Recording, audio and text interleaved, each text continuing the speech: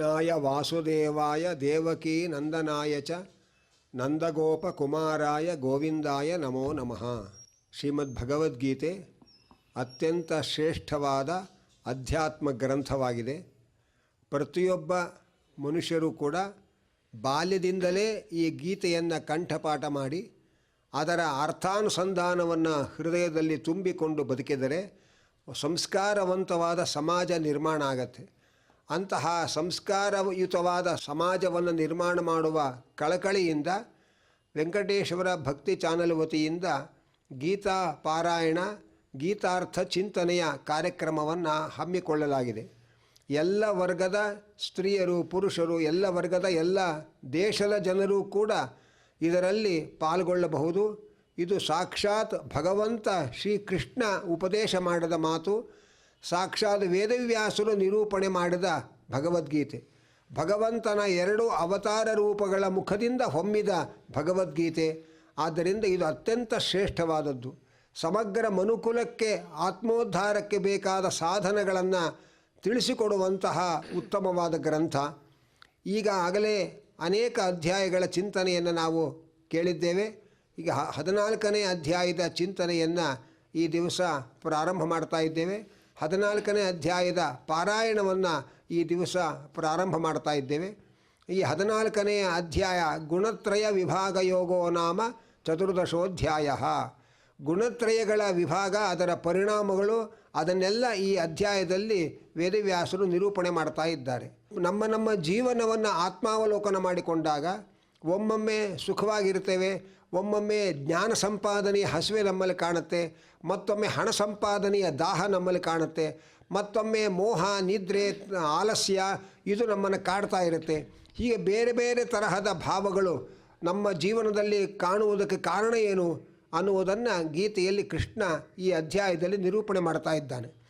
ನಮ್ಮ ಪ್ರಕೃತಿಯಲ್ಲಿಯೇ ಗುಣತ್ರಯಗಳಿದೆ.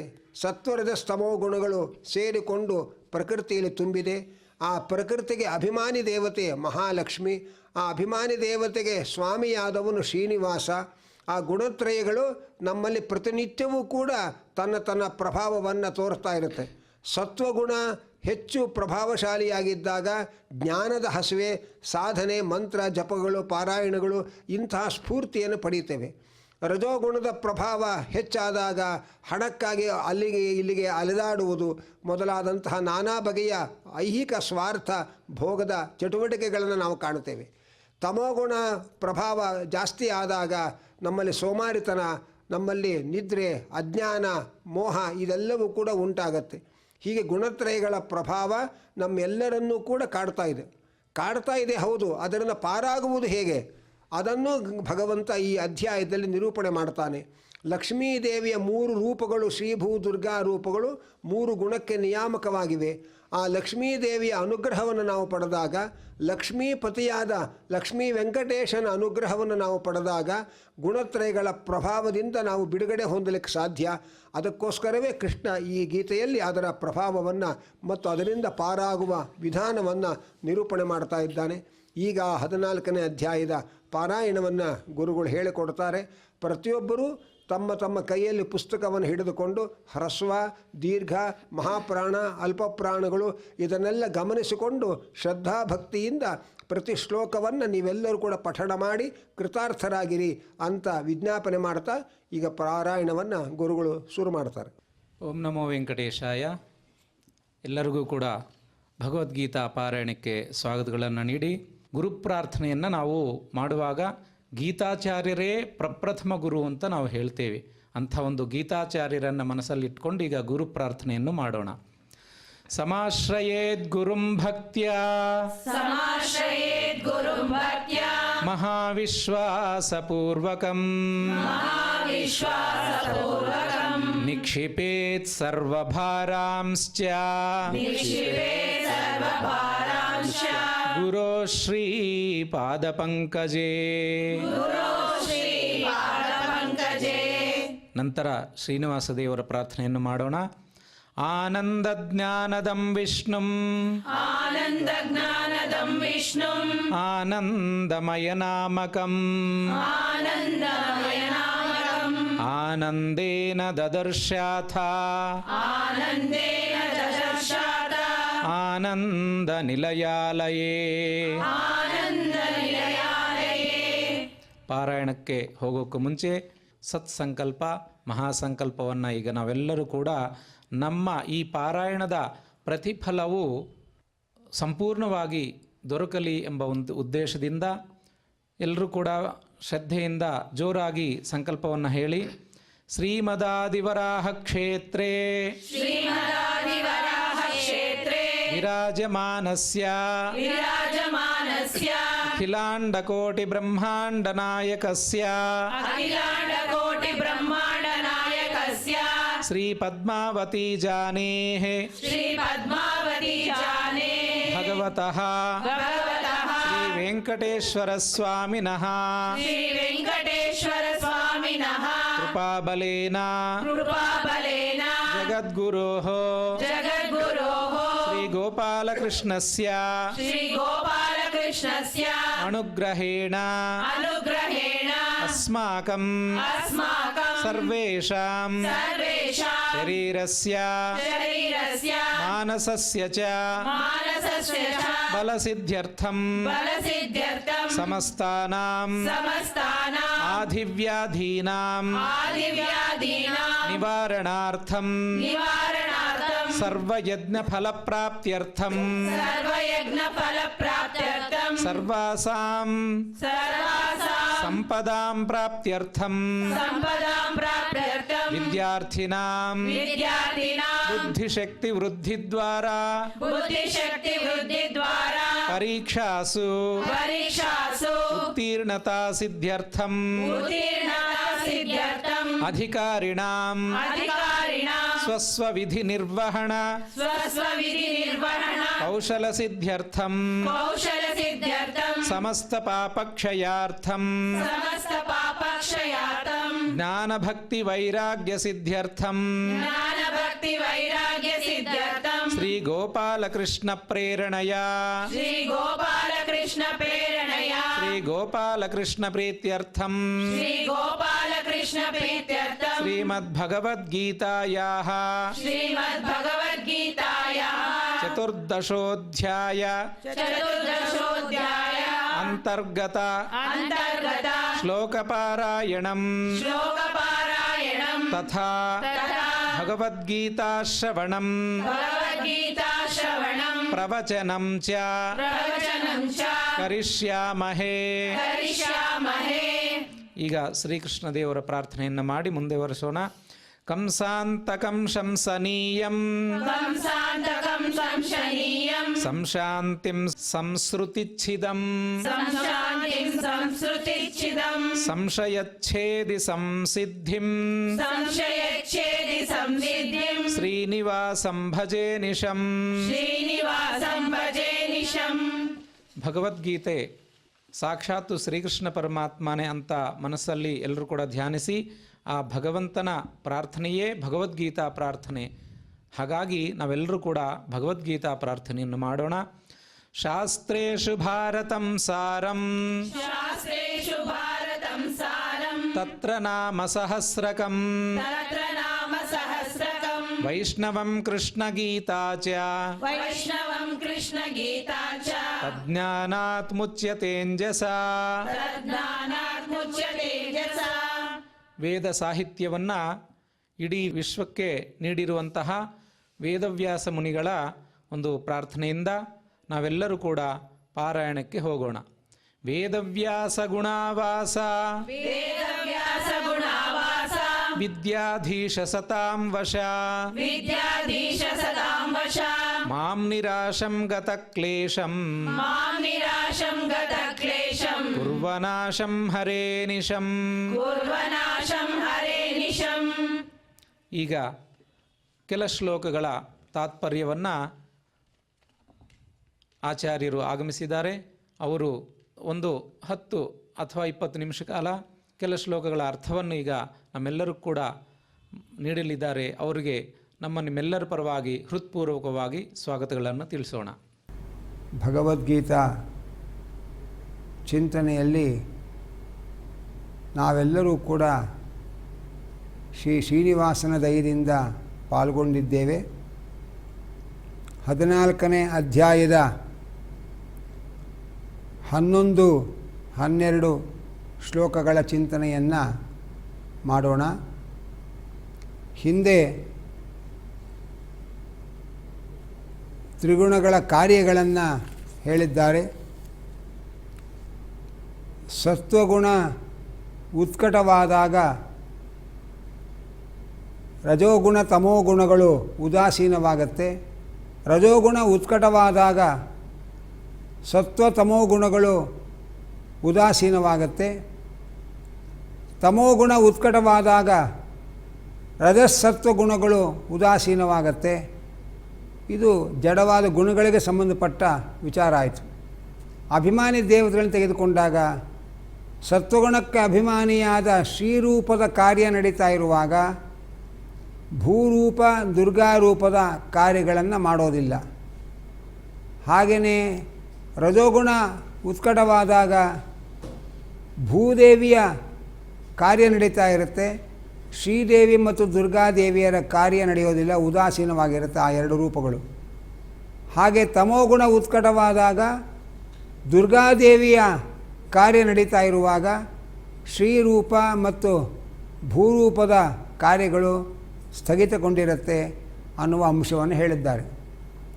ಹೀಗೆ 3 ಗುಣಗಳು ಕೂಡ ಒಂದೊಂದು ಕಾಲದಲ್ಲಿ ವೃದ್ಧಿ ಖರಾಸಗಳನ್ನು ಪಡಿತಾ ಇರುತ್ತೆ. ಆ 3 ಗುಣಗಳ ವೃದ್ಧಿ ಖರಾಸಗಳ ಪ್ರಭಾವದಿಂದ ನಮ್ಮಲ್ಲಿ 3 ತರಹದ ಪ್ರವೃತ್ತಿಗಳು ಉಂಟಾಗ್ತಾ ಇರುತ್ತೆ. ಹಾಗೆ ನಮ್ಮಲ್ಲಿ ಪ್ರತಿ ಕ್ಷಣದಲ್ಲೂ ಕೂಡ ಒಮ್ಮೊಮ್ಮೆ ತತ್ವಜ್ಞಾನ ಪಡೆಯಬೇಕು, ಪಾರಾಯಣ ಮಾಡಬೇಕು, ಸ್ತೋತ್ರ ಪಾರಾಯಣ ಮಾಡಬೇಕು, ವಿಷ್ಣು ಸಹಸ್ರನಾಮ ಪಾರಾಯಣ ಮಾಡಬೇಕು ಅನ್ನುವಂತಹ ಪ್ರೇರಣೆ ಪ್ರಚೋದನೆ ಸಿಗ್ತಾ ಇರುತ್ತೆ. ಅದು ಸತ್ವಗುಣ ಉತ್ಕಟವಾಗಿದೆ ಅಂತ ಅರ್ಥ. ಆದರೆ ಅದೇ ಸಮಯದಲ್ಲಿ ಇನ್ನೇನೋ ಲೌಕಿಕವಾದ ಕೆಲಸಗಳು ಮಾಡಬೇಕು ಅಂತ ಇನ್ಯಾವುದೋ ಬೇರೆ ವ್ಯರ್ಥವಾದ ಕೆಲಸಗಳಲ್ಲಿ ಆಸಕ್ತಿ ಉಂಟಾಗತ್ತೆ. ಯಾವುದೋ ಕ್ಷುಲ್ಲಕವಾದ ವಿಷಯ ಪದಾರ್ಥಗಳಿಂದ ನಾವು ಮೋಜು ಮಾಡುವಂಥ ಆಸಕ್ತಿಗಳು ಉಂಟಾಗ್ತಾ ಇರುತ್ತೆ. ಆಗ ರಜೋಗುಣ ಉತ್ಕಟವಾಗಿದೆ ಅಂತ ಅರ್ಥ. ಆರಾಮಾಗಿ ಮಲಗಿರೋಣ, ಪಾರಾಯಣ ಬೇಡ, ಪೂಜೆ ಬೇಡ, ಏನು ಬೇಡ ಅಂಥೇಳಿ ನಮ್ಮಲ್ಲಿ ಒಂದು ರೀತಿಯ ಆಲಸ್ಯ, ನಿದ್ರೆ ಇದೆಲ್ಲ ಕಾಣ್ತಾ ಇದೆ ಅಂತಂದರೆ ಆಗ ತಮೋಗುಣ ಉತ್ಕಟವಾಗಿದೆ ಅಂತ ಅರ್ಥ. ಗುಣತ್ರಯಗಳಲ್ಲಿ ಒಂದು ಗುಣ ಉತ್ಕಟವಾದಾಗ ಮತ್ತೆರಡು ಗುಣಗಳು ಉದಾಸೀನವಾಗತ್ತೆ ಅಂತ ಹೇಳಿದ್ದಾರೆ. ಅವುಗಳ ಕಾರ್ಯ ನಡೆಯೋದಿಲ್ಲ ಅಂತ. ಆದರೆ ಆ 3 ಗುಣಗಳು ಯಾವಾಗ ಯಾವ ಗುಣ ಉತ್ಕಟವಾಗಿದೆ, ವೃದ್ಧಿಯಾಗಿದೆ ಅಂತ ತಿಳ್ಕೊಳ್ಳುವ ಬಗೆ ಹೇಗೆ ಅನ್ನುವಂಥ ಒಂದು ಪ್ರಶ್ನೆ ಬರುತ್ತೆ. ನಮ್ಮಲ್ಲಿ ಈಗ ಸತ್ವಗುಣ ವೃದ್ಧಿಯಾಗಿದೆಯೋ ಅಥವಾ ರಜೋಗುಣ ಉತ್ಕಟವಾಗಿದೆಯೋ ತಮೋಗುಣ ಉತ್ಕಟವಾಗಿದೆಯೋ ಅದನ್ನು ತಿಳಿಯುವ ಬಗೆ ಹೇಗೆ ಅಂತ ಪ್ರಶ್ನೆ ಬಂದರೆ ಮುಂದಿನ ಶ್ಲೋಕಗಳಲ್ಲಿ ಕೃಷ್ಣ ಅದನ್ನು ಬಿಡಿಸಿ ಹೇಳ್ತಾ ಇದ್ದಾನೆ. ಸರ್ವದ್ವಾರೇಷು ದೇಹೇಸ್ಮಿನ್ ಪ್ರಕಾಶ ಉಪಜಾಯತೆ ಜ್ಞಾನಂ ಯದಾ ತದಾ ವಿದ್ಯಾತ್ ವಿವೃದ್ಧಂ ಸತ್ವಮಿತ್ಯುತ. ಈ ದೇಹದಲ್ಲಿ ಅಸ್ಮಿನ್ ದೇಹೇ, ಈ ದೇಹದಲ್ಲಿ ಸರ್ವದ್ವಾರೇಷು ಜ್ಞಾನೇಂದ್ರಿಯಗಳೇನಿದೆ ಆ ಎಲ್ಲ ಜ್ಞಾನೇಂದ್ರಿಯಗಳ ದ್ವಾರದಲ್ಲಿ ಪ್ರಕಾಶ ಶಬ್ದಾದಿ ಜ್ಞಾನರೂಪವಾದ ಬೆಳಕು ಯಾವಾಗ ಉಂಟಾಗತ್ತೆ, ಜ್ಞಾನಂ ಯದಾ ತದಾ ವಿದ್ವಾನ್ ವಿವೃದ್ಧಂ ಸತ್ವಮಿತ್ಯುತ. ಅಂದರೆ ಈ ದೇಹದಲ್ಲಿ ಕಿವಿ, ಕಣ್ಣು, ಮೂಗು, ತೊಗು ಮೊದಲಾದಂತಹ ಎಲ್ಲ ದ್ವಾರಗಳಲ್ಲಿ ಶಬ್ದಾದಿಗಳ ಜ್ಞಾನರೂಪವಾದ ಪ್ರಕಾಶ ಯಾವಾಗ ಉಂಟಾಗತ್ತೋ, ಹಾಗೆಯೇ ಯಾವಾಗ ಸುಖ ಉಂಟಾಗತ್ತೋ ಆಗ ಸತ್ವಗುಣ ಉತ್ಕಟವಾಗಿದೆ ಅಂತ ಅರ್ಥ. ಸತ್ವಗುಣ ಉತ್ಕಟವಾಗಿದೆ ಅಂತ ತಿಳ್ಕೊಳ್ಳೋದು ಹೇಗೆ ಅಂತಂದರೆ, ಯಾವಾಗ ನಮ್ಮಲ್ಲಿ ಎಲ್ಲ ದ್ವಾರಗಳಲ್ಲಿ ಜ್ಞಾನರೂಪವಾದ ಬೆಳಕು ಹತ್ಕೊಳ್ಳುತ್ತೆ, ಅಂದರೆ ನಮ್ಮ ಎಲ್ಲ ಜ್ಞಾನೇಂದ್ರಿಯಗಳಿಂದ ಶಬ್ದಾದಿಗಳ ಜ್ಞಾನ ನಮಗೆ ಬರ್ತಾ ಇರುತ್ತೆ. ಭಗವಂತನ ವಿಷಯಕವಾದ ಶಾಸ್ತ್ರವನ್ನು ಶ್ರವಣ ಮಾಡೋದು, ಭಗವಂತನನ್ನು ಪ್ರತಿಪಾದನೆ ಮಾಡುವ ಶಾಸ್ತ್ರಗಳನ್ನು ಉಪದೇಶ ಮಾಡೋದು, ಭಗವಂತನ ಭಕ್ತರನ್ನು ಭಗವಂತನ ಪ್ರತೀಕಗಳನ್ನು ನೋಡಿ ಅದರ ಜ್ಞಾನವನ್ನು ಪಡೆಯೋದು, ಭಗವಂತನಿಗೆ ಅರ್ಪಣೆ ಮಾಡಿದ ಪದಾರ್ಥಗಳ ಪ್ರಸಾದವನ್ನು ಸ್ವೀಕಾರ ಮಾಡೋದು, ಹೀಗೆ ಎಲ್ಲ ಜ್ಞಾನೇಂದ್ರಿಯದ ಮೂಲಕ ಯಾವಾಗ ಶಬ್ದಸ್ಪರ್ಶ ರೂಪರಸ ಗಂಧಗಳ ಜ್ಞಾನ ನಮಗೆ ಬರ್ತಾ ಇರುತ್ತೆ, ಆಗ ಸತ್ವಗುಣ ವೃದ್ಧಿಯಾಗಿದೆ ಅಂತ ಅರ್ಥ. ಅದರಂತೆ ನಮಗೆ ಯಾವಾಗ ಸುಖ ಉಂಟಾಗ್ತಾ ಇದೆ, ಆಗ ಸತ್ವಗುಣ ವೃದ್ಧಿಯಾಗಿದೆ ಅಂತ ಅರ್ಥ ಎಂಬುದನ್ನು ತಿಳಿಸ್ತಾ ಇದ್ದಾರೆ. ಹೀಗೆ ಈ ಸರ್ವದ್ವಾರೇಷು ದೇಹೇಸ್ಮಿನ್ ಪ್ರಕಾಶ ಉಪಜಾಯತೆ ಜ್ಞಾನಂ ಯದಾ ತದಾ ವಿದ್ಯಾತ್ ವಿವೃದ್ಧಂ ಸತ್ವಮಿತ್ಯುತ. ಅಸ್ಮಿನ್ ದೇಹೆ, ಈ ದೇಹದಲ್ಲಿ ಸರ್ವದ್ವಾರೇಷು, ಕಿವಿ ಮೊದಲಾದ ಎಲ್ಲ ದ್ವಾರಗಳಲ್ಲಿ ಪ್ರಕಾಶ ಜ್ಞಾನಂ ಅಂದರೆ ಶಬ್ದಾದಿಗಳ ಜ್ಞಾನರೂಪವಾದ ಪ್ರಕಾಶ ಉಪಜಾಯತೆ ಉಂಟಾಗುತ್ತದೆಯೋ ಅಲ್ಲಿ ಕೊನೆಯೊಳಗೆ ಸತ್ವಮಿತಿ ಉತ ಅಂತಿದೆ. ಉತ ಅಂದರೆ ಜ್ಞಾನವೂ ಉಂಟಾಗತ್ತೆ, ಅದ್ರ ಜೊತೆ ಸುಖವೂ ಉಂಟಾಗತ್ತೆ ಅಂತ ಅರ್ಥ. ತದಾ ಸತ್ವಂ ವಿವೃದ್ಧಂ ವಿದ್ಯಾತ್, ಆಗ ಸತ್ವಗುಣ ನಮ್ಮಲ್ಲಿ ಅಭಿವೃದ್ಧಿಯಾಗಿದೆ ಅಂತ ತಿಳ್ಕೊಳ್ಬೇಕು. ಅದನ್ನು ಸಾತ್ವಿಕವಾದ ಜ್ಞಾನ ಸಂಪಾದನೆ ಮಾಡುವ ಹಂಬಲ ನಮ್ಮಲ್ಲಿ ಉಂಟಾದರೆ, ನಮ್ಮ ಎಲ್ಲ ಜ್ಞಾನೇಂದ್ರಿಯಗಳಿಂದ ಸಾತ್ವಿಕವಾದ ಜ್ಞಾನ ನಮ್ಮಲ್ಲಿ ಬರ್ತಾ ಇದೆ ಅಂತಾದರೆ, ಸುಖದ ಅನುಭವ ನಮಗೆ ಬರ್ತಾ ಇದೆ ಅಂತಾದರೆ, ಅದು ಸತ್ವಗುಣ ವೃದ್ಧಿಯಾಗಿದೆ ಅಂತ ನಾವು ತಿಳ್ಕೊಳ್ಬೇಕು ಎಂಬುದಾಗಿ ತಿಳಿಸ್ತಾ ಇದ್ದಾರೆ. ಹಾಗೆಯೇ ರಜೋಗುಣ ವೃದ್ಧಿಯಾಗಿದೆ ಅಂತ, ರಜೋಗುಣ ಅಭಿವೃದ್ಧಿಯಾಗಿದೆ, ಉತ್ಕಟವಾಗಿದೆ ಅಂತ ನಾವು ಹೇಗೆ ತಿಳ್ಕೊಳ್ಬೇಕು? ಲೋಭ ಪ್ರವೃತ್ತಿರಾರಂಭ ಕರ್ಮಣಾಮಶಮಸ್ಪೃಹ ರಜಸ್ಯೇತಾನಿ ಜಾಯಂತೆ ವಿವೃದ್ಧೇ ಭರತರ್ಷಭ. ಭರತರ್ಷಭ, ಭರತ ಪ್ಲಸ್ ಋಷಭ ಎರಡು ಸೇರಿ ಭರತರ್ಷಭ ಅಂತಾಗಿದೆ. ಋಷಭ ಅಂದರೆ ಶ್ರೇಷ್ಠ ಅಂತ ಅರ್ಥ. ಇಲ್ಲಿ ಭರತ ವಂಶದ ಶ್ರೇಷ್ಠ ಪುರುಷನೇ ಅಂತ ಸಂಬೋಧನೆ ಅರ್ಜುನನಿಗೆ. ಲೋಭ, ಲೋಭ ಅಂದರೆ ಧನಾದೇಹ ಅತ್ಯಾಗೇಚ್ಛ, ಸಂಪತ್ತುಗಳನ್ನು ಕೊಡಲಿಕ್ಕೆ ಮನಸ್ಸು ಬರದೇ ಇರೋದು, ಅದಕ್ಕೆ ಲೋಭ ಅಂತ ಹೆಸರು. ಸಂಪತ್ತಿದೆ ನಮ್ಮಲ್ಲಿ, ಅದನ್ನು ತ್ಯಾಗ ಮಾಡೋದಕ್ಕೆ ಮನಸ್ಸು ಮಾಡಲ್ಲ. ಹೀಗೆ ಸಂಪತ್ತು ಮೊದಲಾದದ್ದನ್ನು ಬಿಡುವ ಇಚ್ಛೆ ಇಲ್ಲದೆ ಇರೋದಕ್ಕೆ ಲೋಭ ಅಂತ ಕರೀತಾರೆ. ಹಾಗೆಯೇ ಪ್ರವೃತ್ತಿ ಅಂತಂದರೆ ವ್ಯರ್ಥೋದ್ಯೋಗ, ವ್ಯರ್ಥವಾದ ಪರಿಶ್ರಮಗಳು, ಆ ವ್ಯರ್ಥವಾದ ಕೆಲಸಗಳನ್ನು ಮಾಡೋದು, ಇದು ಪ್ರವೃತ್ತಿ. ಆರಂಭ ಕರ್ಮಣಾಂ, ಕಾಮ್ಯಕರ್ಮಗಳನ್ನು ಆರಂಭ ಮಾಡೋದು. ಅನಂತರ ಅಶಮಃ ಅಂದರೆ ಮನಸ್ಸಿಗೆ ಅಶಾಂತಿ. ಸ್ಪೃಹ ಅಂದರೆ ನಾವು ಹೊಂದದೇ ಇರುವ ವಸ್ತುವನ್ನು ಹೊಂದಬೇಕು ಅನ್ನುವ ಅಭಿಲಾಷೆ. ಇದೆಲ್ಲ ರಜಸಿ ಏತಾನಿ ಜಾಯಂತೆ ವಿವೃದ್ಧೇ ಭರತರ್ಷಭ. ರಜಸಿ ವಿವೃದ್ಧೇ, ರಜೋಗುಣ ಅಭಿವೃದ್ಧಿ ಆದಾಗ ಏತಾನಿ ಜಾಯಂತೆ ಇದೆಲ್ಲ ಉಂಟಾಗತ್ತೆ. ಯಾವುದು? ಲೋಭ, ಪ್ರವೃತ್ತಿ, ಆರಂಭ ಕರ್ಮಣಾಂ ಅಶಮಃ ಸ್ಪೃಹ. ಅಂದರೆ ಬೇಕಾದಷ್ಟು ಸಂಪತ್ತಿರುತ್ತೆ ನಮ್ಮಲ್ಲಿ, ಅದನ್ನು ಎತ್ತಿ ಕೊಡಲಿಕ್ಕೆ ಮನಸ್ಸು ಬರಲ್ಲ, ಅದಕ್ಕೆ ಲೋಭ ಅಂತ ಕರೀತಾರೆ. ನಾವು ನಚಿಕೇತನ ಕಥೆ ಕೇಳ್ತೇವೆ. ನಚಿಕೇತನ ತಂದೆ ದೊಡ್ಡ ಯಜ್ಞ ಮಾಡ್ತಾ ಇದ್ದಾರೆ. ಆ ಯಜ್ಞದ ಅಂಗವಾಗಿ ಗೋದಾನಗಳನ್ನು ಕೊಡಬೇಕು ಅಂತ ಸಂಕಲ್ಪ ಮಾಡಿದ್ದಾರೆ. ಆದರೆ ಉತ್ತಮವಾದ ಗೋವುಗಳನ್ನು ಕೊಡಲಿಕ್ಕೆ ಮನಸ್ಸು ಬರದೆ ಜರಾಜೀರ್ಣವಾದ ಗೋವುಗಳನ್ನು ಕೊಡ್ತಾ ಇದ್ದಾರೆ, ಹೋದರೂ ಹೋಗಲಿ ಖರ್ಚಾಗಲಿ ಅಂತ. ಹೀಗೆ ಬೇಕಾದಷ್ಟು ಸಂಪತ್ತು ನಮ್ಮಲ್ಲಿದ್ದಾಗಲೂ ಆ ಸಂಪತ್ತನ್ನು ತ್ಯಾಗ ಮಾಡಬೇಕು ಅನ್ನುವಂಥ ಇಚ್ಛೆ ಬರದೇ ಇರೋದಕ್ಕೆ ಲೋಭ ಅಂತ ಕರೀತಾರೆ. ಮತ್ತು ಪ್ರವೃತ್ತಿ ಅಂದರೆ ಯಾವುದೋ ವ್ಯರ್ಥವಾದ ಕೆಲಸವನ್ನು ಮಾಡ್ತಾ ಕೂತ್ಕೊಳ್ಳೋದು, ಉಪಯೋಗ ಇಲ್ಲದೆ ಇರುವ ಕೆಲಸ ಮಾಡ್ತಾ ಕೂತ್ಕೊಳ್ಳೋದು. ಹಾಗೆಯೇ ಆರಂಭ ಕರ್ಮಣಾಂ, ಅನೇಕ ಕಾಮ್ಯಕರ್ಮಗಳನ್ನು ಮಾಡಲಿಕ್ಕೆ ಪ್ರವೃತ್ತಿ ಮಾಡೋದು. ಈ ಕಾಮ್ಯಕರ್ಮಗಳ ಪ್ರವೃತ್ತಿ ಇದೆಲ್ಲ ರಜೋಗುಣ ಅಭಿವೃದ್ಧಿ ಆದಾಗ ಆಗತಕ್ಕಂಥದ್ದು. ಕಾಮ್ಯಕರ್ಮಗಳನ್ನು ಮಾಡುವುದರಿಂದ ಏನಾಗತ್ತೆ ಅಂದರೆ ನಾವು ಮೋಕ್ಷವನ್ನು ಸೇರೋದು ವಿಳಂಬವಾಗತ್ತೆ, ಭಗವಂತನನ್ನು ಹೊಂದುವುದು ವಿಳಂಬವಾಗತ್ತೆ. ಯಾಕೆ ಅಂತಂದರೆ, ಉದಾಹರಣೆಗೆ ನಾವು ಯಾರಿಗಾದರೂ ಒಬ್ಬರಿಗೆ ಒಂದು ಕೆಲಸ ಹೇಳ್ತೇವೆ, ಇಲ್ಲಿಂದ ಇಷ್ಟು ದೂರ ಈ ಊರಿಗೆ ಹೋಗಿ ಈ ಕೆಲಸ ಮಾಡಿಕೊಂಡು ಬಾ ಅಂತ. ಅಷ್ಟೇ ಹೇಳಿದರೆ ಅವರು ಆ ಊರಿಗೆ ಹೋಗಿ ಕೆಲಸ ಮಾಡ್ಕೊಂಬರ್ತಾರೆ. ಆದರೆ ಆ ಊರಿಗೆ ಹೋಗುವ ಮುಂಚೆ ಮಧ್ಯೆ ಬೇಕಾದಷ್ಟು ಬೇರೆ ಬೇರೆ ಕೆಲಸಗಳನ್ನೆಲ್ಲ ಹೇಳಿದರೆ ಅವರು ಒಂದೊಂದು ಊರಲ್ಲಿ ಇಳಿದು ಆ ಕೆಲಸ ಮಾಡಿಕೊಂಡು ಅಲ್ಲಿಂದ ಇನ್ನೊಂದು ವಾಹನ ಹತ್ತಿ ಅಲ್ಲಿ ಇಳಿದು ಮತ್ತು ಅಲ್ಲಿ ಕೆಲಸ ಹೀಗೆಲ್ಲ ಮಾಡ್ತಾ ಹೋದರೆ ಅವರು ಸೇರಬೇಕಾದ ಊರು ಸೇರೋದು ವಿಳಂಬ ಆಗುತ್ತೆ.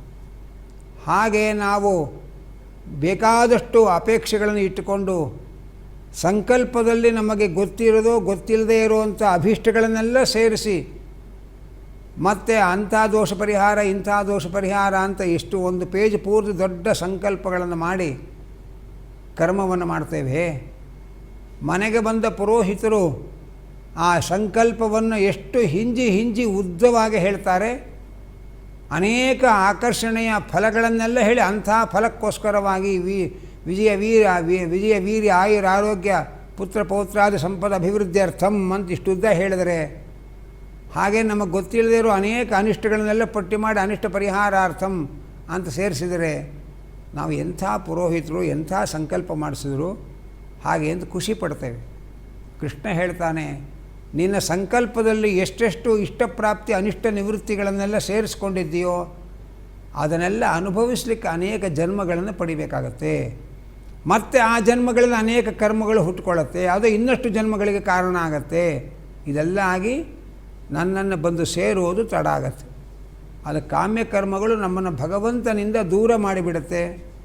ಭಗವಂತನ ಸೇರುವ ಯೋಗ್ಯತೆ ಇದ್ದರೂ ಇದೆಲ್ಲ ಫಲಗಳನ್ನು ಅನುಭವಿಸಬೇಕಲ್ಲ ಮಧ್ಯದಲ್ಲಿ. ಹಾಗಾಗಿ ಭಗವಂತನನ್ನು ಸೇರೋದು ಇನ್ನೂ ತಡವಾಗತ್ತೆ. ಭಗವಂತನನ್ನು ಸೇರದೇ ಇದ್ದುಬಿಡ್ತೇವೆ, ಸೇರಿದ್ರೂ ಬಹಳ ತಡವಾಗತ್ತೆ. ಅದಕ್ಕೋಸ್ಕರವಾಗಿ ಕಾಮ್ಯ ಕರ್ಮಗಳನ್ನು ಮಾಡಲಿಕ್ಕೆ ಹೋಗಬಾರ್ದು. ನಿಷ್ಕಾಮ ಕರ್ಮವನ್ನು ಮಾಡೋದು ಅಂದ್ರೇನರ್ಥ? ಲಕ್ಷ್ಮೀನಾರಾಯಣ ಪ್ರೇರಣೆಯ ಲಕ್ಷ್ಮೀನಾರಾಯಣ ಪ್ರೀತ್ಯರ್ಥಂ ಅಂತ ಇಷ್ಟೇ ಸಂಕಲ್ಪ ಹೇಳಿ ಕಾರ್ಯ ಮಾಡಿದರೆ ಆಗ ನಮಗೆ ಜನ್ಮಗಳು ಕಡಿಮೆ ಆಗುತ್ತೆ.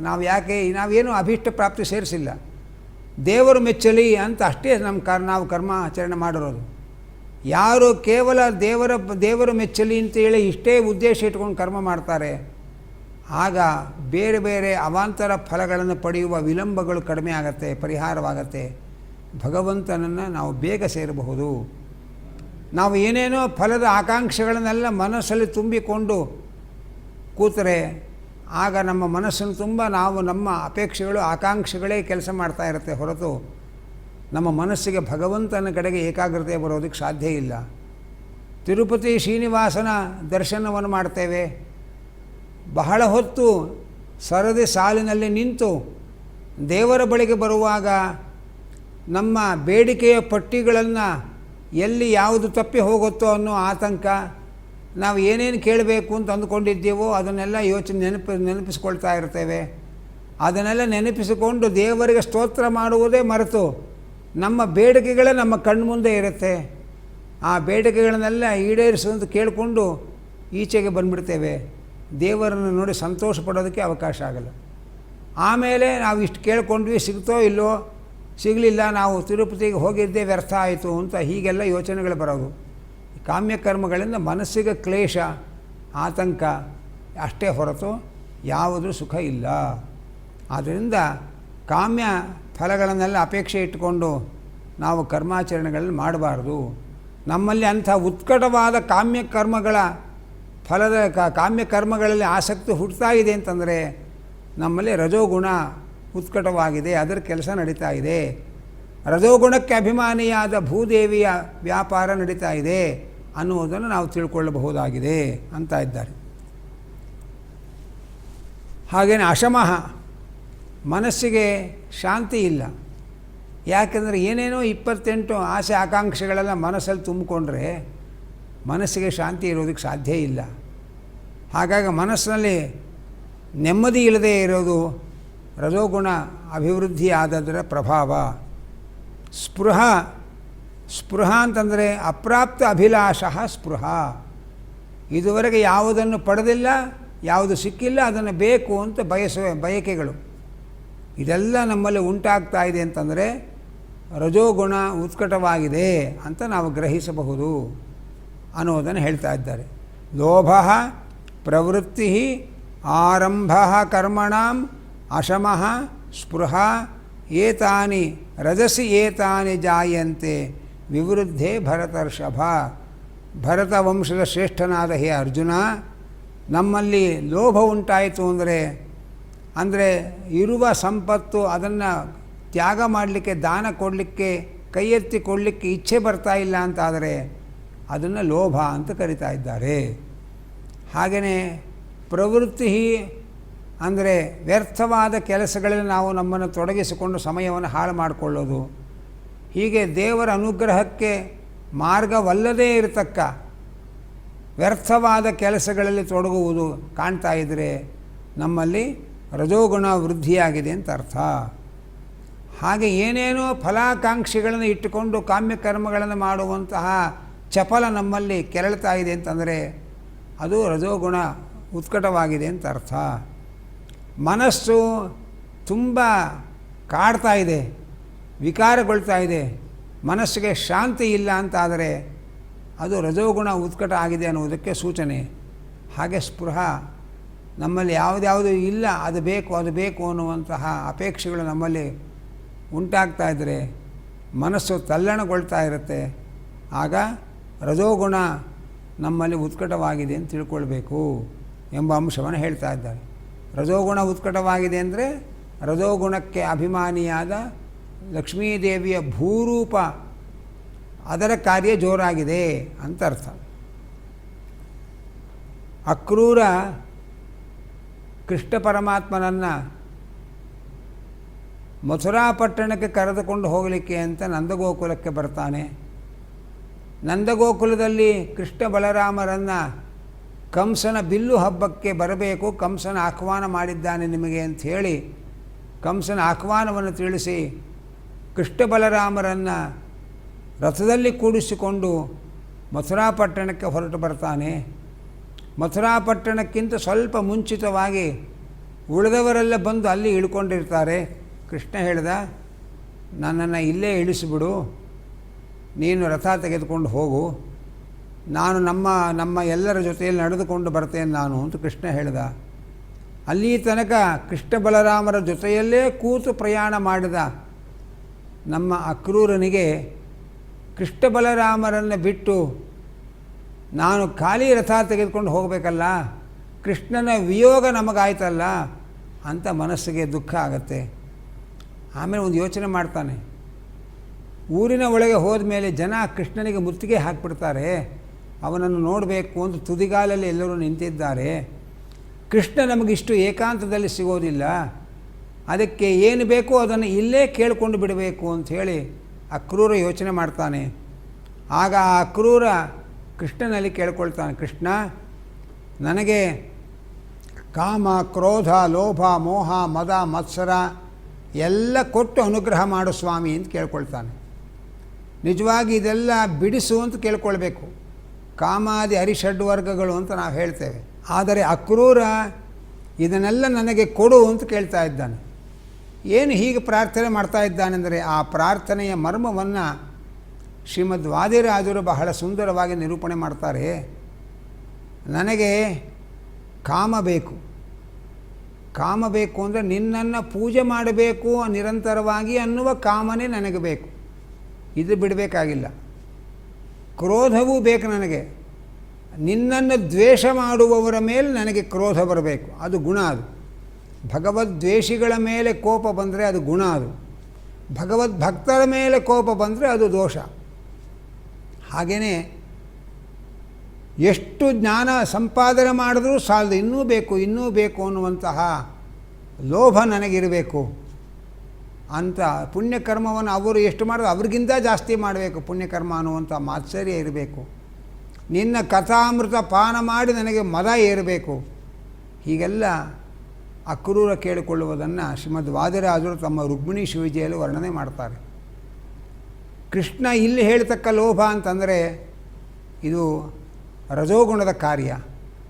ಅಲ್ಲಿ ಅಕ್ರೂರ ಕೇಳಿಕೊಂಡ ಲೋಭ ಅಂದರೆ ಅದು ಸಾತ್ವಿಕವಾದದ್ದು. ಜ್ಞಾನ ಸಂಪಾದನೆ ಮಾಡಬೇಕು, ಎಷ್ಟು ಜ್ಞಾನ ಸಂಪಾದನೆ ಮಾಡೋದು ಸಾಲದು ಅನ್ನುವಂತಹ ಲೋಭ. ಇಲ್ಲಿ ಹಾಗಲ್ಲ, ಇದ್ದ ಸಂಪತ್ತನ್ನು ಇನ್ನೊಬ್ಬರಿಗೆ ಕೊಡಲಿಕ್ಕೆ ಮನಸ್ಸು ಬರದೇ ಇರೋದು, ಅದನ್ನು ಲೋಭ ಅಂತ ಕರೀತಾರೆ. ಹೀಗೆ ಲೋಭ ವ್ಯರ್ಥವಾದ ಕೆಲಸದಲ್ಲಿ ತೊಡಗಿಸಿಕೊಳ್ಳೋದು, ಅನೇಕ ಫಲದ ಆಕಾಂಕ್ಷೆಗಳಿಂದ ಕರ್ಮಗಳನ್ನು ಮಾಡೋದು, ಮನಸ್ಸಿನ ಶಾಂತಿ ಇಲ್ಲದೇ ಇರೋದು, ನಮಗೆ ಸಿಗದೇ ಇರೋದನ್ನು ಬೇಕು ಬೇಕು ಅಂತ ಅದರ ಬಗ್ಗೆ ಆಸೆ ತುಂಬಿಕೊಳ್ಳೋದು, ಆಸಕ್ತಿಯನ್ನು ಬೆಳೆಸ್ಕೊಳ್ಳೋದು, ಇದೆಲ್ಲ ನಮ್ಮಲ್ಲಿ ರಜೋಗುಣ ವೃದ್ಧಿ ಆದಾಗ ಹೀಗೆಲ್ಲ ಆಗತ್ತೆ ಅಂತ ತಿಳಿಸ್ತಾ ಇದ್ದಾರೆ. ಇನ್ನು ತಮೋಗುಣ ಉತ್ಕಟವಾದಾಗ ಹೇಗೆ ಅಂದರೆ ಅಪ್ರಕಾಶೋ ಅಪ್ರವೃತ್ತಿಶ್ಚ ಪ್ರಮಾದೋ ಮೋಹ ಏವ ಚ ತಮಸಿ ಏತಾನಿ ಜಾಯಂತೆ ವಿವೃದ್ಧೇ ಕುರುನಂದನ. ಕುರುನಂದನ ಕುರುವಂಶದಲ್ಲಿ ಬಂದ ಹೇ ಅರ್ಜುನ, ತಮೋಗುಣ ವೃದ್ಧಿಯಾಗಿದೆ ಅಂತ ಯಾವಾಗ ತಿಳ್ಕೊಳ್ಬೇಕು ನಾವು? ಹಾಗೆ ಅಂತಂದರೆ ಅದಕ್ಕೆ ಹೇಳ್ತಾ ಇದ್ದಾರೆ, ನಮ್ಮಲ್ಲಿ ಅಪ್ರಕಾಶ, ಯಾವುದೇ ರೀತಿಯ ಜ್ಞಾನಗಳು ಬರದೇ ಇರೋದು, ಜ್ಞಾನೇಂದ್ರಿಯಗಳಿಂದ ಜ್ಞಾನಗಳ ಯಾವುದೇ ರೀತಿಯ ಶಬ್ದಾದಿಗಳ ಜ್ಞಾನವನ್ನೇ ಉಂಟು ಮಾಡಿಕೊಳ್ಳದೇ ಇರೋದು, ಜ್ಞಾನವನ್ನೇ ಪಡೆಯದೇ ಇರೋದು. ಅಪ್ರವೃತ್ತಿ, ಯಾವ ಕಾರ್ಯದಲ್ಲೂ ಪ್ರವೃತ್ತಿಯೇ ಇಲ್ಲ, ಉದ್ಯಮವೇ ಇಲ್ಲ, ಸೋಮಾರಿಯಾಗಿ ಇರೋದು. ಪ್ರಮಾದ, ಪ್ರಮಾದ ಅಂದರೆ ಸರಿಯಾದ ಗಮನ ಇಲ್ಲದೆ ಇರೋದು ಅಂತ ಹೇಳ್ತೀವಿ ನೋಡಿ. ಏನೋ ಮಾಡೋಕ್ಕೆ ಹೋಗಿ ಏನೋ ಮಾಡೋದು, ಏನು ಮಾಡ್ತಾ ಇದ್ದೀವಿ ಅನ್ನೋದ್ರ ಮೇಲೆ ನಿಗಾ ಇಲ್ಲ, ಅಂತಹ ಅನವಧಾನ. ಮೋಹ ಅಂತಂದರೆ ವಿಪರೀತ ಜ್ಞಾನ. ಇದೆಲ್ಲವೂ ಕೂಡ ತಮೋಗುಣ ವೃದ್ಧಿಯಾದಾಗ ಉಂಟಾಗತ್ತೆ. ಇದರಿಂದ ನಾವು ತಮೋಗುಣ ನಮ್ಮಲ್ಲಿ ಉತ್ಕಟವಾಗಿದೆ ಅಂತ ನಾವು ತಿಳ್ಕೊಳ್ಳಬಹುದಾಗಿದೆ. ಆದ್ದರಿಂದ ಯಾವ ಅಪ್ರಕಾಶ ಅಪ್ರವೃತ್ತಿಶ್ಚ, ಅಪ್ರಕಾಶ ಅಂದರೆ ಯಾವುದೇ ರೀತಿಯ ಯಾವ ಜ್ಞಾನೇಂದ್ರಿಯಗಳಿಂದಲೂ ಜ್ಞಾನವನ್ನು ಸಂಪಾದನೆ ಮಾಡದೇ ಇರೋದು, ಜ್ಞಾನವೇ ಬರದೇ ಇರೋದು. ಹಾಗೆಯೇ ಅಪ್ರವೃತ್ತಿ, ಅಪ್ರವೃತ್ತಿ ಅಂದರೆ ಯಾವುದೇ ಕಾರ್ಯದಲ್ಲೂ ಕೂಡ ಒಂದು ಪ್ರಚೋದನೆಯೇ ಇಲ್ಲದೇ ಇರೋದು, ಯಾವ ಚಟುವಟಿಕೆಯಲ್ಲೂ ಭಾಗವಹಿಸಿಕೊಳ್ಳದೇ ಇರೋದು. ಮತ್ತು ಅನವಧಾನತ, ಪ್ರಮಾದ, ಪ್ರಮಾದ ಅಂದರೆ ಅನವಧಾನ ಅಂದರೆ ಏನು ಮಾತಾಡ್ತೇವೆ ಏನು ಮಾಡ್ತೇವೆ ಅನ್ನೋದ್ರ ಮೇಲೆ ನಿಗಾ ಇಲ್ಲದೆ ಏನೇನೋ ಮಾಡೋದು, ಏನೇನೋ ಮಾತಾಡೋದು, ಇಂತಹ ಒಂದು ಎಲ್ಲೂ ಸರಿಯಾಗಿ ಗಮನ ಇಲ್ಲದೆ ಇರೋದು, ಇದಕ್ಕೆ ಪ್ರಮಾದ ಅಂತ ಕರೀತಾ ಇದ್ದಾರೆ. ಅಪ್ರಕಾಶ ಅಪ್ರವೃತ್ತಿಶ್ಚ ಪ್ರಮಾದೋ ಮೋಹ ಏವಚ. ಮೋಹ ಅಂದರೆ ವಿಪರೀತ ಜ್ಞಾನ, ಅಂದರೆ ಭ್ರಮೆಗಳು. ಇದೆಲ್ಲ ತಮೋಗುಣ ಅಭಿವೃದ್ಧಿ ಆದಾಗ ಉಂಟಾಗತ್ತೆ. ಇದು ನಮ್ಮಲ್ಲಿ ಇಂಥದ್ದೆಲ್ಲ ಆಗ್ತಾ ಇದೆ ಅಂತಂದರೆ ನಮ್ಮಲ್ಲಿ ತಮೋಗುಣ ಅಭಿವೃದ್ಧಿ ಆಗಿದೆ ಅಂತ ನಾವು ತಿಳ್ಕೊಳ್ಬೇಕು. ಹೀಗೆ ತಮೋಗುಣ ಉತ್ಕಟವಾಗಿದೆ ಅನ್ನುವುದರ ಸಂಕೇತವೇನು ಅನ್ನುವುದನ್ನು ಕೃಷ್ಣ ನಮಗೆ ಸಂಕ್ಷೇಪವಾಗಿ ಇಲ್ಲಿ ತಿಳಿಸಿಕೊಡ್ತಾ ಇದ್ದಾನೆ. ಆದ್ದರಿಂದ ನಾವು ನಮ್ಮ ನಡೆಗಳನ್ನು ನಾವೇ ಆತ್ಮಾವಲೋಕನ ಮಾಡಿಕೊಂಡಾಗ ನಮ್ಮಲ್ಲಿ ಯಾವ ಗುಣ ವೃದ್ಧಿಯಾದಾಗ ಹೇಗೆ ನಡ್ಕೊಳ್ತೇವೆ ಅನ್ನುವುದನ್ನು ನಾವು ಗಮನಿಸಬಹುದು. ಯಾಕೆಂದರೆ ಆ ಗುಂಪು ಸೇರಿದಾಗ ಎಲ್ಲರಲ್ಲಿರ್ತಕ್ಕ ತಮೋಗುಣದ ಸಂಖ್ಯೆ ಜಾಸ್ತಿ ಆಗತ್ತೆ. ಆ ತಮೋಗುಣ ಯಾವಾಗ ಬಹುಸಂಖ್ಯಾಕ ಆಯಿತೋ ಅದರ ಪ್ರಭಾವವನ್ನು ನಮ್ಮ ಮೇಲೆ ತೋರಿಸುತ್ತದೆ. ಪ್ರತ್ಯೇಕವಾಗಿದ್ದಾಗ ನಮ್ಮಲ್ಲಿ ತಮೋಗುಣ ಇದ್ದರೂ ಅದಕ್ಕೆ ಬೆಂಬಲ ಇರೋದಿಲ್ಲ. ಹಾಗಾಗಿ ಒಳ್ಳೆ ಹುಡುಗರ ಹಾಗೆ ಕಾಣ್ತಾ ಇರ್ತೇವೆ. ಗುಂಪು ಸೇರಿದರೂ ಎಲ್ಲರಲ್ಲೂ ತಮೋಗುಣ ಉತ್ಕಟವಾಗಿಬಿಡುತ್ತೆ. ಆಗ ಮಾಡಬಾರದ ಕೆಲಸಗಳನ್ನೆಲ್ಲ ಮಾಡ್ತೇವೆ. ಹಾಗಾಗಿ ಅಪ್ರವೃತ್ತಿ ಅಪ್ರಕಾಶ ಹಾಗೆ ಅಂತಂತ ಇದ್ದಾರೆ. ಪ್ರಮಾದ ಅನವಧಾನ, ಮೋಹ ಅಂದರೆ ವಿಪರೀತ ಜ್ಞಾನ. ತಮಸಿ ಏತಾನಿ ಜಾಯಂತೆ ವಿವೃದ್ಧೆ. ತಮಸ್ಸು ಅಭಿವೃದ್ಧಿ ಆದಾಗ ಇಂತಹ ನಡವಳಿಕೆಗಳು ನಮ್ಮಲ್ಲಿ ಕಂಡುಬರುತ್ತೆ ಅಂತ ಹೇಳ್ತಾ ಇದ್ದಾರೆ. ಹೀಗೆ ನಾವು ನಮ್ಮ ನಡೆನುಡಿಗಳನ್ನೆಲ್ಲ ಆತ್ಮಾವಲೋಕನ ಮಾಡಿಕೊಂಡಾಗ ನಮ್ಮಲ್ಲಿ ಯಾವ ಗುಣ ಉತ್ಕಟವಾಗಿದೆ ಅನ್ನೋದು ಅರ್ಥ ಆಗತ್ತೆ ಅನ್ನುವುದನ್ನು ಕೃಷ್ಣ ಪರಮಾತ್ಮ ಇಲ್ಲಿ ತಿಳಿಸ್ತಾ ಇದ್ದಾನೆ. ಹೀಗೆ ಒಂದು ಗುಣ ಅಭಿವೃದ್ಧಿ ಆದಾಗ ಉಳಿದೆರಡು ಗುಣಗಳು ತಮ್ಮ ಕಾರ್ಯವನ್ನು ಮಾಡದೇ ಇರುತ್ತೆ. ಲಕ್ಷ್ಮೀದೇವಿ ಸತ್ವಗುಣಕ್ಕೆ ಅಭಿಮಾನಿನಿ ಆದವಳು. ಸತ್ವಗುಣ ಯಾವಾಗ ವೃದ್ಧಿ ಇರುತ್ತೆ, ಸಮೃದ್ಧವಾಗಿರುತ್ತೆ, ಆಗ ಉಳಿದ ರಜಸ್ತಮೋ ಗುಣಗಳ ಪ್ರಭಾವಗಳು ಕಡಿಮೆ ಇರುತ್ತೆ.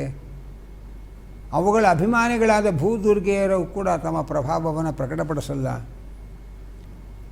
ಹೀಗೆ ಒಂದೊಂದು ಗುಣ ಉತ್ಕಟವಾದಾಗ ಉಳಿದ 2 ಗುಣಗಳು ಅಭಿಭವವಾಗತ್ತೆ ಅಂತೆಲ್ಲ ನಿರೂಪಣೆ ಮಾಡಿ ನಮ್ಮಲ್ಲಿ ಯಾವ ಗುಣ ವೃದ್ಧಿಯಾಗಿದೆ ಅನ್ನುವುದಕ್ಕೆ ನಾವೇ ನಮ್ಮನ್ನು ಆತ್ಮಾವಲೋಕನ ಮಾಡಿಕೊಳ್ಳೋ ರೀತಿಯಲ್ಲಿ ಕೃಷ್ಣ ಹೇಳ್ತಾ ಇದ್ದಾನೆ. ಸತ್ವಗುಣ ಉತ್ಕಟವಾದಾಗ ಜ್ಞಾನ ಸಂಪಾದನೆಯ ತವಕ ನಮ್ಮಲ್ಲಿ ತುಂಬಿಕೊಂಡಿರುತ್ತೆ. ಭಗವಂತನ ಭಕ್ತರ ಬಳಿಗೆ ಹೋಗಿ ಭಗವಂತನ ಮಹಿಮೆಗಳನ್ನು ತಿಳ್ಕೊಳ್ಳುವಂತಹ ಜ್ಞಾನ ಸಂಪಾದನೆ ಮಾಡುವ ಪ್ರವೃತ್ತಿ ನಮ್ಮಲ್ಲಿ ಉಂಟಾಗತ್ತೆ. ಆಗ ಸತ್ವಗುಣ ವೃದ್ಧಿಯಾಗಿದೆ ಅಂತ ತಿಳ್ಕೊಳ್ಬೇಕು. ಅನಂತರ ನಾನಾ ಬಗೆಯ ವ್ಯರ್ಥವಾದ ಕರ್ಮಾಚರಣೆಗಳು ಪರಿಶ್ರಮಗಳಲ್ಲಿ ತೊಡಗಿಸ್ಕೊಳ್ತಾ ಇದ್ದೇವೆ ಅಂದರೆ ರಜೋಗುಣ ವೃದ್ಧಿಯಾಗಿದೆ ಅಂತ ಅರ್ಥ. ಅನಂತರ ತಮೋಗುಣ ವೃದ್ಧಿಯಾಗಿದ್ದರೆ ಆಗ ತಮೋಗುಣದ ವೃದ್ಧಿಯಾಗಿದ್ದರೆ ನಮ್ಮಲ್ಲಿ ಪ್ರಮಾದ, ಆಲಸ್ಯ, ನಿದ್ರಾ ಇವುಗಳು ನಮ್ಮನ್ನು ಕಾಡುತ್ತೆ.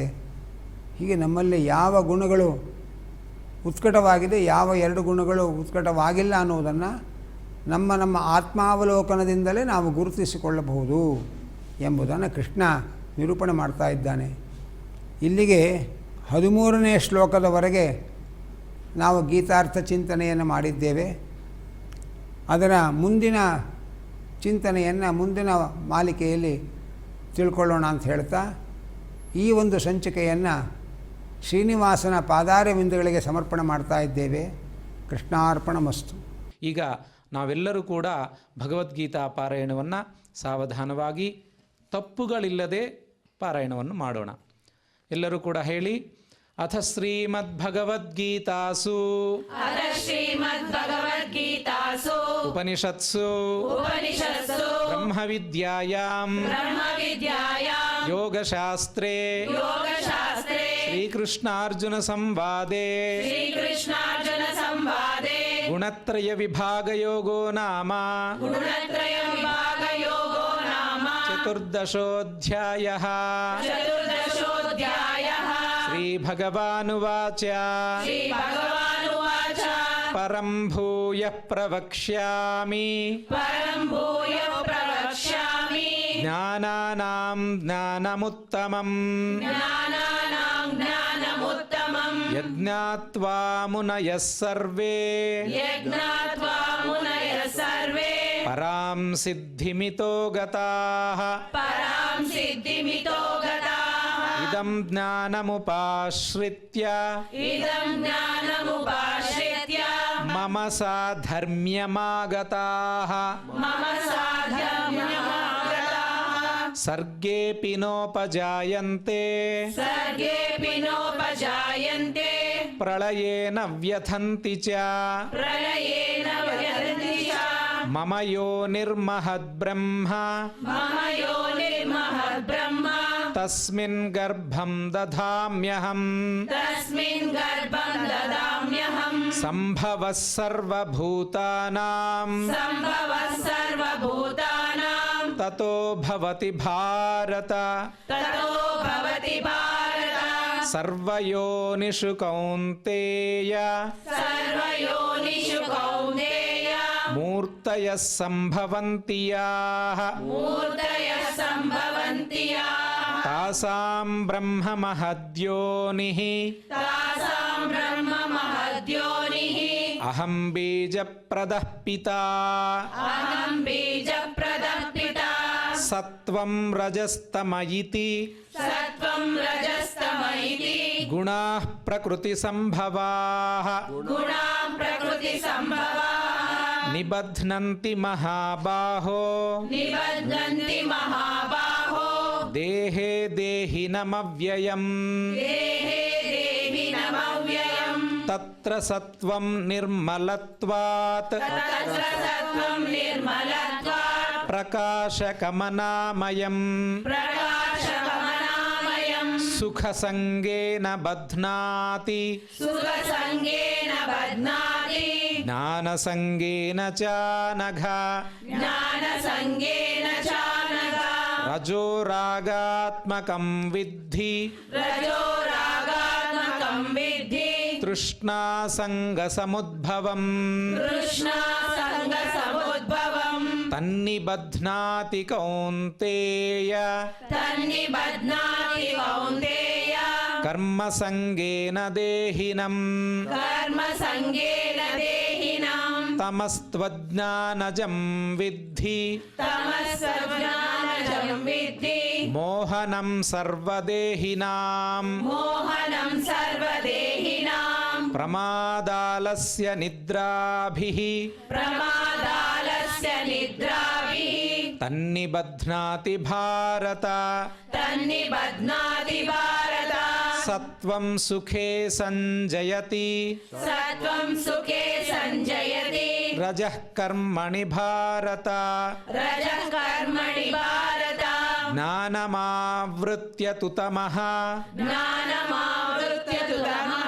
ప్రమాదే సంజయత్యుత प्रमादे सञ्जयत्युत రజస్తమశ్చాభిభూయ रजस्तमश्चाभिभूय సత్వం భవతి భారత सत्त्वं भवति भारत రజసత్వం తమశ్చైవ रजसत्त्वं तमश्चैव తమస్సత్వం రజస్తథా तमसत्त्वं रजस्तथा సర్వద్వారేషు దేహేస్మిన్ सर्वदारेषु देहेऽस्मिन् ప్రకాశ ఉపజాయతే प्रकाश उपजायते జ్ఞానం యదా తదా విద్యాత్ ज्ञानं यदा तदा विद्यात् వివృద్ధం సత్వమిత్యుత विवृतं सत्त्वविवृता లోభః ప్రవృత్తిరారంభః लोभः प्रवृत्तिरारम्भः కర్మణామశమః స్పృహా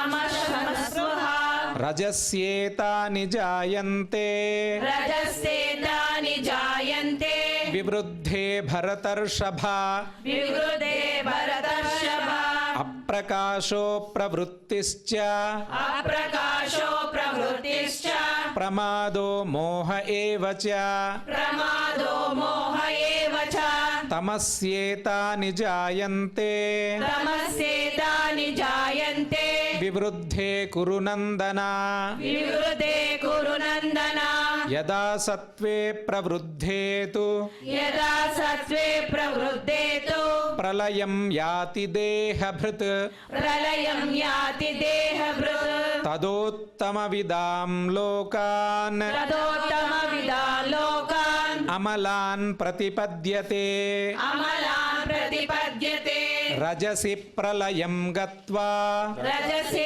प्रलयं गत्वा కర్మసంగిషు జాయతే कर्मसङ्गिषु जायते తథా ప్రలీనస్తమసి तथा प्रलीनसमसि మూఢయోనిషు జాయతే मूढयोनिषु जायते కర్మణః సుకృతస్యాహుః कर्मणः सुकृतस्याहुः సాత్వికం నిర్మలం ఫలం सात्विकं निर्मलं फलं రజసస్తు ఫలం దుఃఖం रजसस्तु फलं दुःखम् అజ్ఞానం తమసః ఫలం अज्ञानं तमसः फलं సత్వాత్ సంజాయతే జ్ఞానం सत्त्वात् सञ्जायते ज्ञानं రజసో లోభ ఏవ చ रजसो लोभ एव च ప్రమాదమోహౌ తమసో प्रमादमोहौ तमसो భవతో జ్ఞానమేవ చ भवतो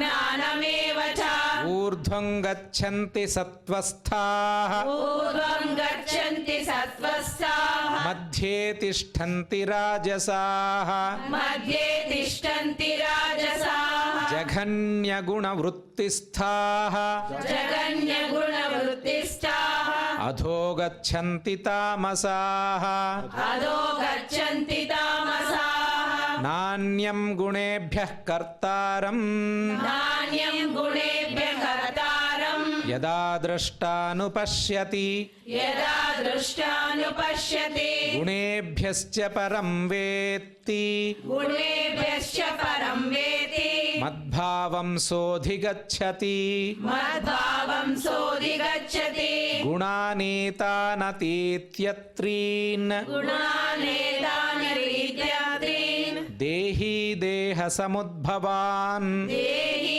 देहसमुद्भवान् ಜನ್ಮ ಮೃತ್ಯು ಜರಾ ದುಃಖೈಃ जन्म मृत्युजरा दुःखैः ವಿಮುಕ್ತೋ ಮೃತಮಶ್ನುತೆ.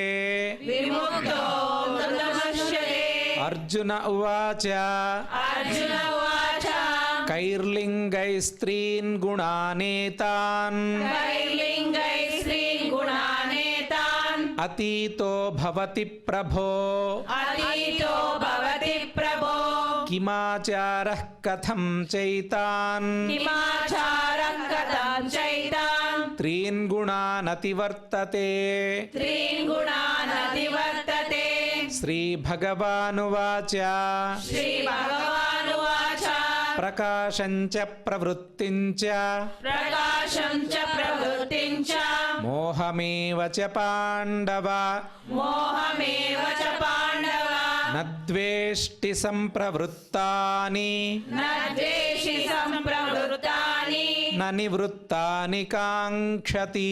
न निवृत्तानि काङ्क्षति ಉದಾಸೀನವದಾಸೀನೋ उदासीनो ಗುಣೈರ್ಯೋ ನ ವಿಚಾಲ್ಯತೆ गुणैर्यो न विचाल्यते ಗುಣಾವರ್ತಂತ ಇತ್ಯೇವಂ गुणा वर्तन्त इत्येवं ಯೋವತಿಷ್ಠತಿ ನೇಂಗತೆ.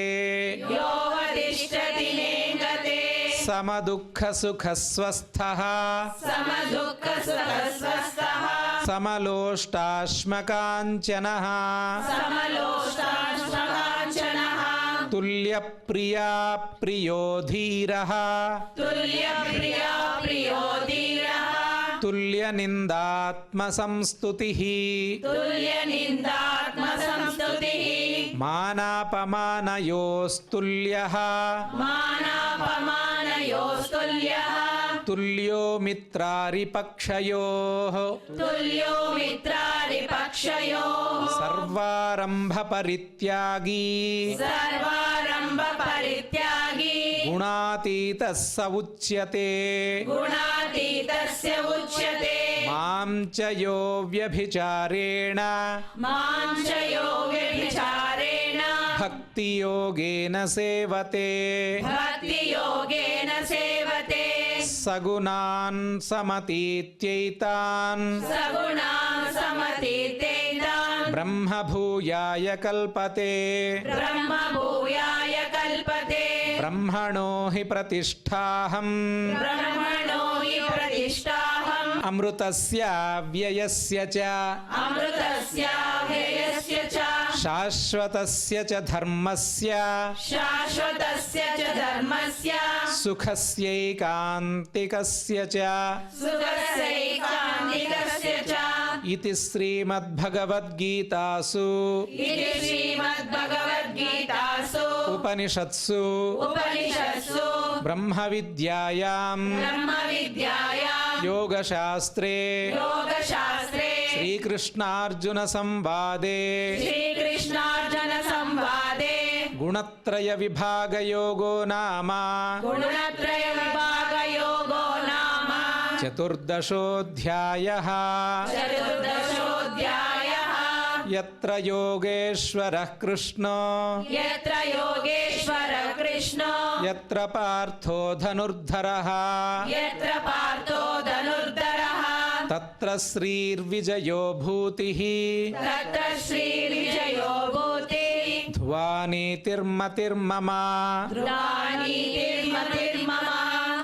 ಈಗ ನಾವೆಲ್ಲರೂ ಸೇರಿ ಕ್ಷಮಾ ಪ್ರಾರ್ಥನೆಯನ್ನು ಮಾಡೋಣ. ಯದಕ್ಷರಪದಭ್ರಷ್ಟಂ यदक्षरपदभ्रष्टं ಮಾತ್ರಾಹೀನಂಚ ಯದ್ಭವೇತ್ मात्राहीनं च यद्भवेत् ತತ್ಸರ್ವಂ ಕ್ಷಮ್ಯತಾಂ ದೇವ. तत्सर्वं क्षम्यतां देव. ನಾರಾಯಣ ನಮೋಸ್ತುತೆ. नारायण नमोऽस्तुते. ನಾವು ಎಷ್ಟೇ ವಿದ್ವತ್ತು ಪಡೆದಿದ್ದರೂ ಅಥವಾ ಸಂಪತ್ತಿದ್ದರೂ ಎಷ್ಟೇ ಆಯುಷ್ಯಿದ್ದರೂ ಕೂಡ ನಾವು ಭಗವಂತನ ಸನ್ನಿಧಿಯಲ್ಲಿ ನಾವು ಅವರ ಅಂಶದ ಒಂದು ಭಾಗವಷ್ಟೇ. ಅದಕ್ಕಾಗಿ ನಾವೆಲ್ಲರೂ ಕೂಡ ತ್ರಿಕರಣ ಶುದ್ಧಿಯಾಗಿ ಶರಣು ಹೋಗಬೇಕು ಭಗವಂತನಲ್ಲಿ. ಆಗಲೇ ಸಂಪೂರ್ಣವಾದ ಅನುಗ್ರಹಕ್ಕೆ ನಾವೆಲ್ಲರೂ ಕೂಡ ಪಾತ್ರರಾಗ್ತೇವೆ ಅಂತ ಹೇಳಿ ಭಗವತ್ ಸಮರ್ಪಣವನ್ನು ಈಗ ನಾವೆಲ್ಲರೂ ಕೂಡ ತ್ರಿಕರಣ ಶುದ್ಧಿ ಅಂದರೆ ಮನಸ ವಾಚ ಕರ್ಮಣ ನಾವು ಭಗವಂತನಿಗೆ ಅನ್ಯಥಾ ಶರಣಮನಾಸ್ತಿ ಅಂತ ಹೇಳ್ತೀವಲ್ಲ, ಹಾಗೆ ಮನಸ್ಸಲ್ಲಿ ನಮ್ಮದೆಂಥದ್ದು ಇಲ್ಲ, ಸರ್ವಂ ಆ ಭಗವಂತನಿಂದಲೇ ನಾವೆಲ್ಲರೂ ಕೂಡ ಬದುಕುತ್ತಿದ್ದೇವೆ, ನಮ್ಮ ಜೀವನವನ್ನು ಸಾಗುತ್ತಿದ್ದೇವೆ ಎಂಬ ಒಂದು ಅರ್ಥದಲ್ಲಿ ನಾವೆಲ್ಲರೂ ಕೂಡ ಶ್ರದ್ಧೆಯಿಂದ ಭಕ್ತಿಯಿಂದ ಈ ಭಗವತ್ ಸಮರ್ಪಣವನ್ನು ಮಾಡೋಣ. ಕಾಯೇನ ವಾಚಾ ಮನಸೇಂದ್ರಿಯೈರ್ವಾ ಕಾಯೇನ ವಾಚಾ ಮನಸೇಂದ್ರಿಯೈರ್ವಾ ಬುದ್ಧ್ಯಾತ್ಮನಾ ವಾ ಪ್ರಕೃತೆ ಸ್ವಭಾವಾತ್ ಬುದ್ಧ್ಯಾತ್ಮನಾ ವಾ ಪ್ರಕೃತೆ ಸ್ವಭಾವಾತ್ ಕರೋಮಿ ಯದ್ಯತ್ ಸಕಲಂ ಪರಸ್ಮೈ ಕರೋಮಿ ಯದ್ಯತ್ ಸಕಲಂ ಪರಸ್ಮೈ ನಾರಾಯಣಾಯೇತಿ ಸಮರ್ಪಯಾಮಿ. ನಾರಾಯಣಾಯೇತಿ ಸಮರ್ಪಯಾಮಿ. ಹೀಗೆ ನಾವು ಲೋಕಕ್ಷೇಮ ಪ್ರಾರ್ಥನೆಯನ್ನು ಮಾಡೋಣ.